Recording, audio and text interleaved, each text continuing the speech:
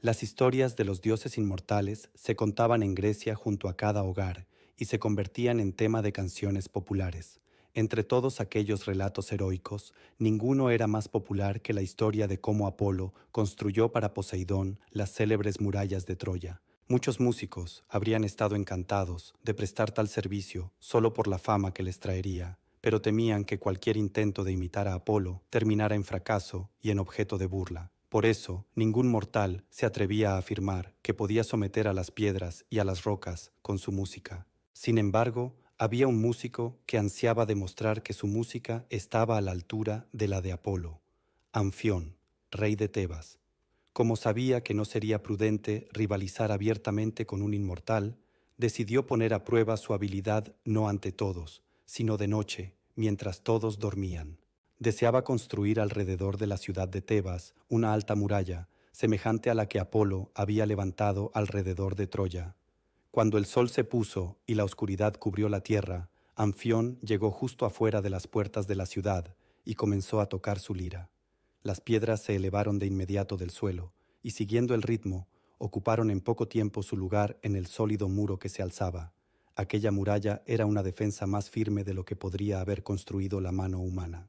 Uno de los músicos célebres era también Arión, quien gracias a su talento ganaba tanto elogios como grandes riquezas. Siempre que se organizaba un certamen con premio en metálico, Arión ocupaba su lugar entre los participantes, y como su música era verdaderamente más hermosa que la de muchos otros, ganaba el premio con facilidad. En cierta ocasión, regresaba de una festividad en Sicilia, a la que habían acudido muchísimos músicos por un gran premio. Como había ganado el certamen, partía de aquellas costas extranjeras cargado con el oro que había obtenido. Pero, por desgracia, subió a un barco perteneciente a unos piratas que se enteraron de su fortuna y planearon arrebatarle todo cuanto llevaba consigo. Como la forma más rápida de alcanzar su objetivo era matar a Arión, los piratas comenzaron a atarlo con cuerdas para que no pudiera forcejear cuando lo arrojaran al mar. Arión, sin perder la calma, aceptó su destino, pero pidió a la cruel tripulación que le permitiera tocar la lira una última vez antes de morir. Los piratas no rechazaron aquella petición, y cuando las magníficas melodías envolvieron el mar y los cielos, un grupo de delfines, cautivado por el hechizo de aquella música, se acercó al barco y comenzó a nadar junto a él. Los piratas, pensando que su música era hechicera, se levantaron de un salto para arrojar cuanto antes al músico al mar junto con su lira, sin perder tiempo en atarlo, pero Arión no se ahogó como ellos esperaban, porque un delfín amistoso lo tomó sobre su lomo y lo llevó sano y salvo hasta la orilla. El tiempo siguió su curso y Arión murió. Los dioses lo colocaron en el cielo en forma de constelaciones, junto con su lira y el delfín bondadoso que lo había ayudado. Entre los músicos, el más célebre, si no contamos al músico cuyas melodías hacían resonar los luminosos salones del Olimpo, era Orfeo, hijo de la musa Calíope y de Apolo.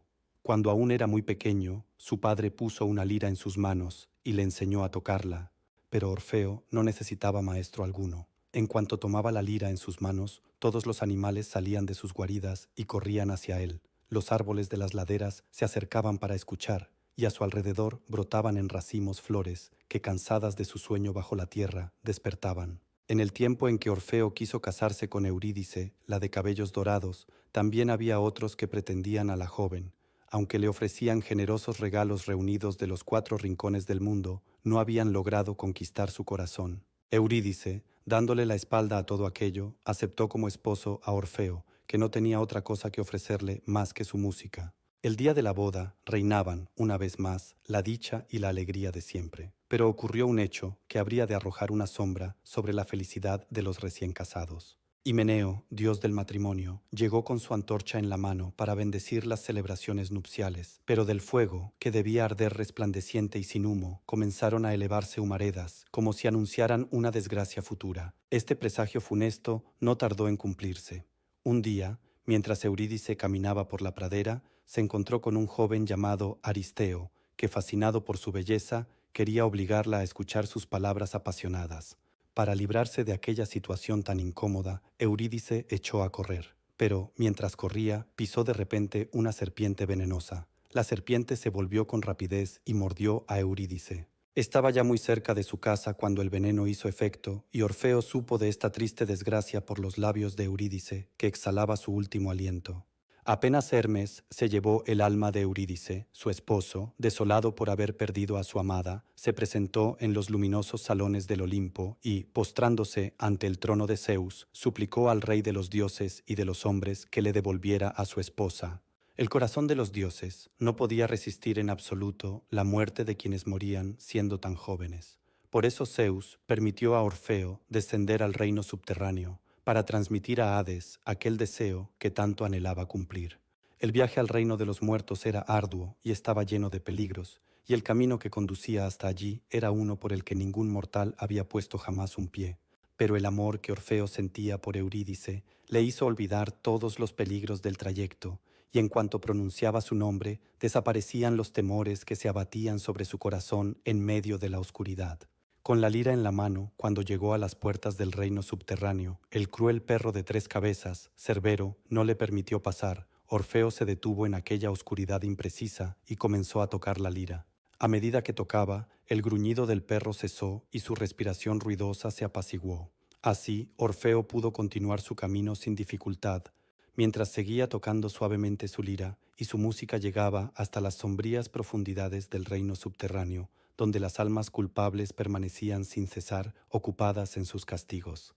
Tántalo oyó la música y dejó de esforzarse por beber del agua prohibida. Ixión descansó por un instante junto a la rueda que giraba sin cesar. Y Sísifo se detuvo mientras la roca, que estaba condenado a empujar eternamente, resbalaba de sus manos fatigadas y prestó oído a la música. Las hijas de Dánao dejaron sus cántaros junto al cedazo en el que vertían agua eternamente, y mientras la lira doliente de Orfeo relataba la historia de su amor perdido, derramaron lágrimas por un dolor que no era el suyo. La música era tan profundamente conmovedora que las sombras, condenadas a revolotear eternamente por aquellos parajes, compartieron el dolor del músico y lloraron, incluso por las mejillas de las erinias corrieron lágrimas. Cuando Orfeo llegó ante la presencia de Hades, el obstinado rey lo rechazó con ira y expulsó de su presencia a Orfeo, que intentaba exponerle su dolor. Entonces, el hijo de Apolo comenzó a tocar su lira y, relatando con su música la desgracia que había vivido, suplicó al soberano de innumerables almas que le concediera aquella única alma que tanto anhelaba recuperar. Orfeo tocó de un modo tan conmovedor que el corazón de piedra de Hades se estremeció y aceptó devolverle a Eurídice con una condición.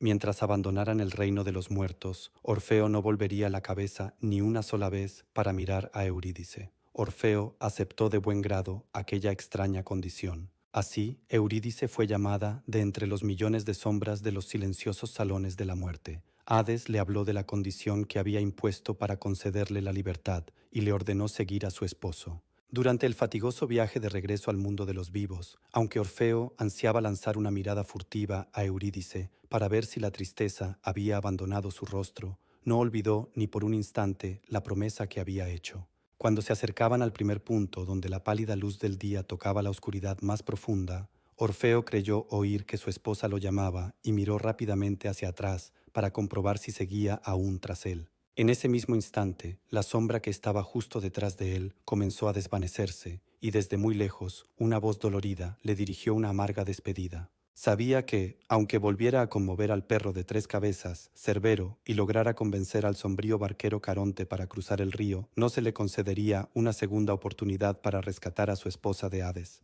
Por eso regresó desesperado a la tierra y vivió lejos de los hombres, en una cueva situada en lo más profundo del bosque. Al principio, solo su lira compartía su soledad, pero más tarde las criaturas del bosque acudieron junto a él y con una expresión cargada de sabiduría y dolor se sentaron a escucharlo.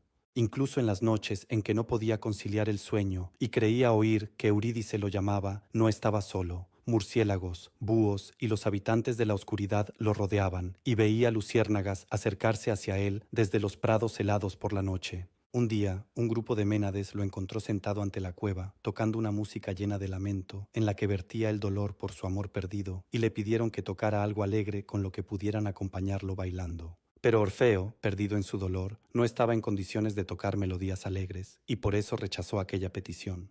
Las ménades estaban bajo el efecto del vino que habían bebido en la fiesta, y el rechazo despertó en ellas tal furia que se arrojaron sobre el pobre músico y lo despedazaron.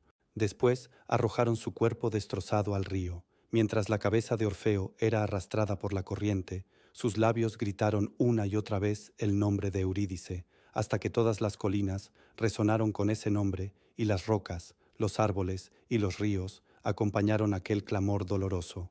Más tarde, las musas recogieron los restos de Orfeo para darle una sepultura digna, y dicen que el ruiseñor canta con más viveza que en ningún otro lugar en el sitio donde se halla la tumba de Orfeo.